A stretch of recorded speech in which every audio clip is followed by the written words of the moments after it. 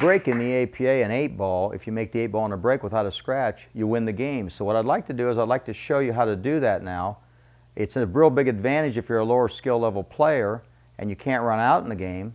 You might want to try to make the 8-ball on a break to increase your percentages of winning. So I'm going to illustrate it on how to do that.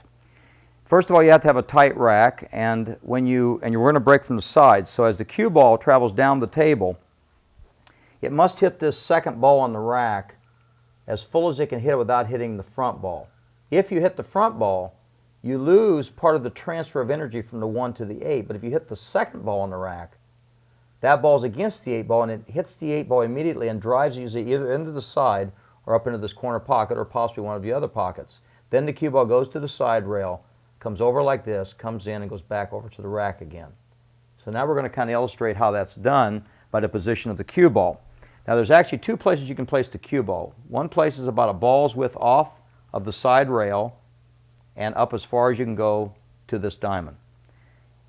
You can place your cue stick flat on the rail like this and aim at that second ball full, but occasionally what will happen is you'll hit it and the ball will fly off the table.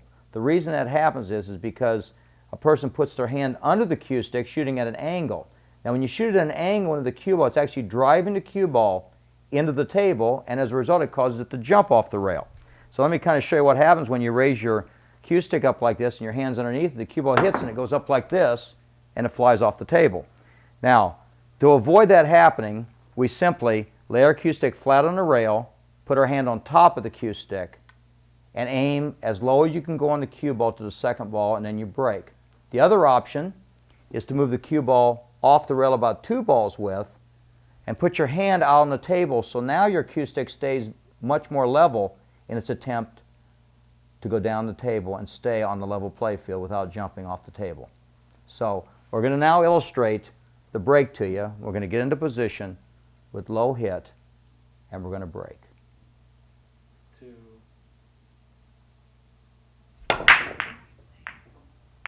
And that's a helpful hint for making the 8-ball on a break in the APA, according to Dr. Q.